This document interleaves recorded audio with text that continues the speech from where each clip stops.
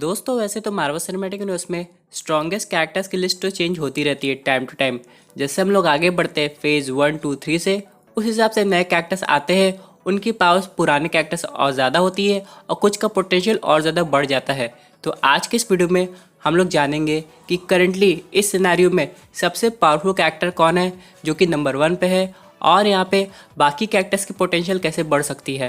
तो दोस्तों complete video को स्टार्ट करने से पहले आप लोग कर दीजिए वीडियो को लाइक और कमेंट करके बताइए कि आपके हिसाब से अभी करंटली मार्वल सिनेमैटिक यूनिवर्स में आपको पावरफुल कौन लगता है। साथ ही साथ जो लोग मेरे चैनल पर नया है, मेरे चैनल को सब्सक्राइब करके हमारी कॉमिक बुक टॉक्स फैमिली का हिस्सा बन जाए। तो दोस्तों हम लोग शुरुआत करते हैं नंबर 10 से।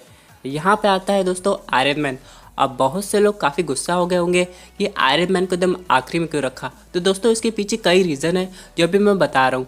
सबसे पहली बात, यहाँ पे पावरफुल का मतलब ये भी है वो अपने स्पेशल वेपन के बिना भी काम कर सके।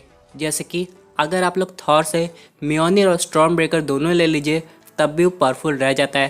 थेनोस से इन्फिनिटी गॉन्टलेट ले लीजिए तब भी वो थेनोस है। लेकिन दोस्तों वही केस आता है आयरन मैन के साथ। अगर हम लोग आयरन मैन से उसकी पूरी टेक्नोलॉजी ले ले तब वो पावरफुल नहीं रहता। इसी तरह दोस्तों अगर हम लोग डॉक्टर स्ट्रेंज से टाइम स्टोन ले ले तब भी उनके पास कई सुपर पावर है। तो यहाँ पे इसी वजह से दोस्तों हम लोग आयरन मैन को एकदम लास्ट में रैंक किए हैं। लेकिन फिर भी आप जब बाकी की लिस्ट देखेंगे तो आप लोग समझ जाएंगे ऐसा क्यों हुआ है। दोस्तों यहाँ पे उनको रखा गया है जो कि एवेंजर्स के साथ तो काम नहीं करती है लेकिन फिर भी अर्थ की रक्षा करती है, जो कि है एंशिएंट वन। अब आप लोग तो जानते होंगे कि एंशिएंट वन को भी टाइम स्टोन यूज़ करना आता है और उन्होंने डॉक्टर स्ट्रेंज को ट्रेनिंग भी दी है। लेकिन इन सब के अलावा उनकी स्पेशल पावर यह है कि वो डार्क डायमेंशन से भी एनर्जी ले सकती है। लेकिन काइसेलियस की तरह उनके आंखों के नीचे डार्क सर्कल नहीं आते। सॉरी ये तो मजाक था। लेकिन यहाँ पे इसका मतलब ये है दोस्तों कि यहाँ पे जो भी डोरमामू की एनर्जी को यूज़ करता है वो आगे जाके उसका गुलाम हो सकता है। और यहाँ पे अगर डोरमामू का मूड चेंज हुआ तो उन लोग को अपने डार्क डायमेंशन में खींच सकता है। लेकिन ऐसा एंशिएंट वन के साथ नहीं हुआ था क्योंकि काफ़ी समय से बहुत ज़्यादा पावर की प्रैक्टिस करी थी और उनके पास इतनी ज़्यादा नॉलेज थी कि वो डार्क डायमेंशन से भी अगर एनर्जी लेती है तो उनको कोई असर नहीं पड़ता है और वो एनर्जी का यूज़ भी कर सकती है। अब दोस्तों अगर हम लोग नंबर 8 की बात करें तो यहाँ पे आती हैं कैप्टन मार्वल। जी हाँ दोस्तों, कैप्टन मार्वल एक ऐसी कैरेक्टर है जो कि स्टार्टिंग में ह्यूमन थी लेकिन उनको क्री डीएनए मिला, बाद में जाके उनको नई सुपर पावर मिली थी और यहाँ पे वो एनर्जी को अब्जॉर्ब भी कर सकती है, उसे मैनिपुलेट भी कर सकती है। और यहाँ पे उनके पास काफ़ी ज़्यादा पावर है जिसकी वजह से एवेंजर्स एंड गेम में उन्होंने थेनोस और उसकी आर्मी की अच्छी खासी बैंड बजाई थी। और यहाँ पे वो थेनोस स्नैप करने वाला था लेकिन वो उनका स्नैप रोक भी लेती है, लेकिन बाद में थोड़ा सा पावर स्टोन उनको लग जाता है। लेकिन इन सब के बाद चलिए बात करते हैं अब 7वें नंबर पर कौन आता है।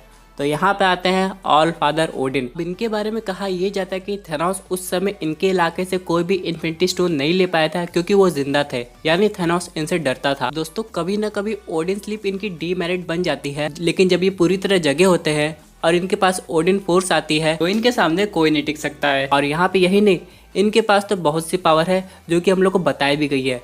जैसे वो एक झटके में थॉर से उसकी वर्दीनेस की पावर वापस ले सकते हैं और यहाँ पे थॉर को नॉर्मल ह्यूमन बीइंग बना के अर्थ पे भेज सकते हैं। लेकिन अगर दोस्तों हम लोग कॉमिक बुक की बात करें तो यहाँ पे इनकी पावर का और अच्छी तरह पोटेंशियल दिखाया गया है। लेकिन दोस्तों अगर हम लोग बात करें नंबर 6 की कि यहाँ पे कौन आता है तो हम लोग के आते हैं इनक्रेडिबल हल्क। यहाँ पे लोगों ने हल्क को काफ़ी अंडर एस्टिमेट किया था एवेंजर्स इन्फिनिटी वॉर तक। लोग की प्रॉब्लम हट गई जब फाइनली हल्क ने प्रोफेसर हल्क बन के यहाँ पे इन्फिनिटी गॉन्टलेट से स्नैप किया था। यहाँ पे लोगों को लग रहा था कि हल्क हो सकता है नहीं सर्वाइव कर पाएगा, वो अपना सेक्रीफाइस कर देगा, लेकिन ऐसा नहीं हुआ। यानी दोस्तों जो सुपर हीरो पूरे इन्फिनिटी स्टोन थेनोस की तरह यूज़ करके फिर भी बच जाता है तो उसकी रैंकिंग तो बढ़नी थी। और यहाँ पे बहुत लोग को लग रहा होगा कि वो थेनोस से भले फाइट में हार गया हो, लेकिन दोस्तों यहाँ पे हल्क के पास 2 पावर है, यानी कि डॉक्टर ब्रूस बैनर का दिमाग भी है और हल्क की स्ट्रेंथ भी है। तो इसी वजह से उसने एवेंजर्स एंड गेम में कुछ नया करने की सोची और यहाँ पे हम लोग को एक नया कैरेक्टर भी दिखाई दिया जो कि ना सिर्फ इन्फिनिटी स्टोन को यूज करता है बल्कि टोनी स्टार्क की और एंटमैन की हेल्प भी करता है टाइम मशीन बनाने में। अब दोस्तों अगर हम लोग नंबर 5 की बात करें तो थॉर की बड़ी बहन भी है। जी हाँ दोस्तों, मैं बात कर रहा हूँ हेला की। यहाँ पे हेला के बारे में कोई नहीं जानता था जब तक थॉर रैग्नारॉक नहीं आ गई। और यहाँ पे जैसे उसने म्योनिर को ब्रेक किया उसका पावर लेवल अपने आप बढ़ गया। जी हाँ दोस्तों, हेला एक ऐसी कैरेक्टर है जिसके बारे में ज़्यादा कुछ रिवील नहीं हुआ था, लेकिन उसका कैरेक्टर डेवलपमेंट सिर्फ एक ही मूवी में दिखा दिया गया। यानी अगर हम लोग को उसका पास्ट दिखाया जाता तो हम लोग को पता चलता कि उसने अपने पावर्स का किस तरीके से यूज़ किया। हालांकि हम लोग को उसका हल्का सा सीन दिखाई दिया था जब यहाँ पे लोकी वैल्करिन की जो पुरानी मेमोरी है उसे देखता था। दोस्तों अगले कैरेक्टर की बात करें जो कि 4 नंबर पे आता है वो है थेनोस। जी हाँ दोस्तों, थेनोस एक ऐसा बंदा है जिसके पास सिर्फ पावर नहीं है बल्कि डिटर्मिनेशन और एक तेज दिमाग भी है। अब यहाँ पे ये जो एलियन है वो अपने हाथों से टेसरेक्ट को खत्म करके उसमें से स्पेस स्टोन निकाल सकता है। और सबसे इम्पोर्टेंट बात तो ये है कि इसने 2 बार इन्फिनिटी गॉन्टलेट यूज करके स्नैप किया है और सरवाइव भी किया है। उसके बाद दोस्तों अगर तीसरे नंबर की बात करें तो आते हैं डॉक्टर स्ट्रेंज। डॉक्टर स्ट्रेंज की पावर लेवल तभी बढ़ गई थी जब उन्होंने टाइम स्टोन का यूज करके एक ऐसा लूप बनाया था जिसमें डोरमामू ने एकदम परेशान होकर डॉक्टर स्ट्रेंज से हाथ जोड़ लिया था। लेकिन दोस्तों इन सब के अलावा उन्होंने एक और कमाल किया था जब एवेंजर्स इन्फिनिटी वॉर में ही उन्होंने एवेंजर्स एंड गेम देख ली थी। इसका मतलब ये है उन्होंने कई टाइप की पॉसिबिलिटी देखी थी और उन्होंने एक पॉसिबिलिटी ऐसी निकाली जिसमें सब लोग बच जाते हैं, लेकिन बेचारा टोनी स्टार्क अपना सेक्रीफाइस कर देता है। लेकिन अब यहाँ पे उनके पास टाइम स्टोन नहीं है, लेकिन तब भी उनके पास ऐसी कुछ पावर्स है और ऐसी आर्ट है जिसकी वजह से उन्हें नंबर 3 की कैटेगरी में रखा गया है। लेकिन इसके अलावा चलिए बात कर लेते हैं अब लोग कि नंबर 2 पे कौन आता है, तो वो है हमारे थॉर। दोस्तों हम लोग थॉर का कैरेक्टर डेवलपमेंट तो मार्वल सिनेमैटिक यूनिवर्स के फेज 1 से देख रहे हैं और यहाँ पे ये कैरेक्टर काफ़ी इम्प्रूव हुआ है, इसकी पावर भी काफ़ी गुना बढ़ी है।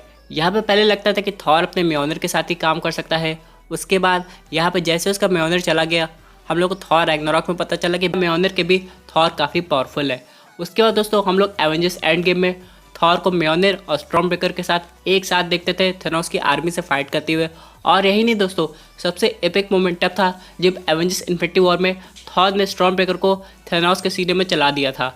लेकिन दोस्तों अगर हम लोग बात करें नंबर 1 की, यहाँ पे आती है वांडा मैक्सिमोफ। जी हाँ दोस्तों, अब ये जो वर्जन है यानी कि ये जो लिस्ट है ये अपडेट हो गई है, क्योंकि यहाँ पे आप लोग ने देख ली होगी वांडा विजन टीवी सीरीज, यानी कि जो कैरेक्टर बिना किसी नॉलेज के ऑर्डिनेट रियलिटी बबल क्रिएट कर सकती है, जिसमें वो सिर्फ विजन को नहीं क्रिएट करती बल्कि इन्फिनिटी स्टोन तक यानी कि माइंड स्टोन तक बना सकती है, तो क्या कुछ नहीं कर सकती, यानी अपनी विल के अकॉर्डिंग वो कुछ भी चेंज कर सकती है। इन सब के अलावा अब यहाँ पे हम लोग ने पोस्ट क्रेडिट सीन में ये भी देखा था कि वो डार्क होल्ड बुक पढ़ रही है, यानी उसकी पावर का लेवल अब 100 गुना हो सकता है, जिसकी वजह से दोस्तों हम लोग इसे नंबर 1 पे कहते हैं। लेकिन अब यहाँ पे बहुत से लोगों का क्वेश्चन है, अरे नहीं थॉर को नंबर 1 पे होना चाहिए, डॉक्टर स्ट्रेंज को आना चाहिए नंबर 1 पे। तो दोस्तों मैं आपको बताना चाहता हूँ कि अभी यहाँ पे जिन कैरेक्टर्स को मैंने बात की है वो अपनी पावर्स के कई आगे पोटेंशियल पे चले गए हैं, और अगर हम लोग थॉर की बात करें तो उसका आगे का पोटेंशियल देखना बाकी है। हाँ, अगर रोइंग किंग थॉर आता है तो भी पास्ट प्रेजेंट फ्यूचर सब कुछ देख सकता है,